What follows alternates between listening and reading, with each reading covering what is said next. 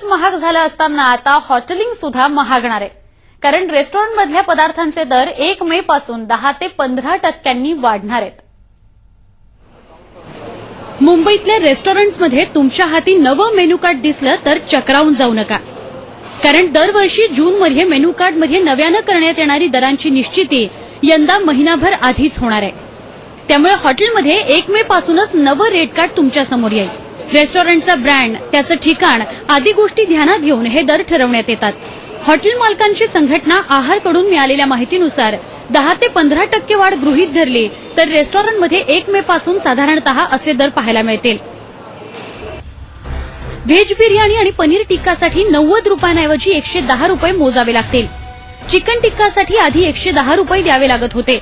नव्या दरानुसार त्यासाठी आता 140 रुपये मोजावे लागतील. 75 रुपयांना मिळणाऱ्या दाल तडकासाठी तुमच्या खिशाला 90 रुपयांची फोडणी पडेल.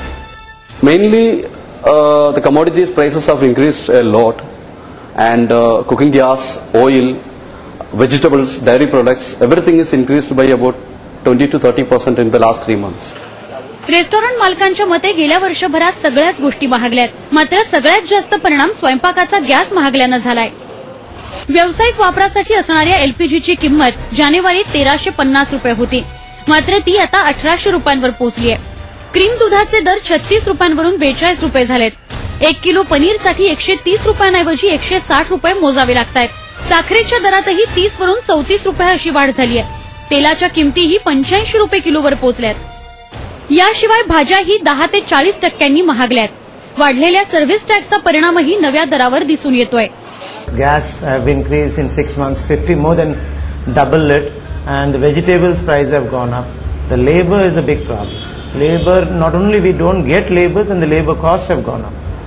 सगळेच रेस्टॉरंट मालक दर वाढवण्याच्या विचारात आहेत, पण दरवाढीनंतर ग्राहक दुरावतील अशी चिंताही त्यांना सतावतीये. कारण किमतीच्या बाबतीत बड्या रेस्टॉरंट्सना आता स्ट्रीट फूड विक्रेत्यांशी सुद्धा स्पर्धा करायला लागतीये. झी24 ताससाठी ब्युरो रिपोर्ट. मेट्रो सिटीजमध्ये अजून काही महत्वाच्या बातम्यांकडे वळणार आहोत एका छोट्या ब्रेकनंतर.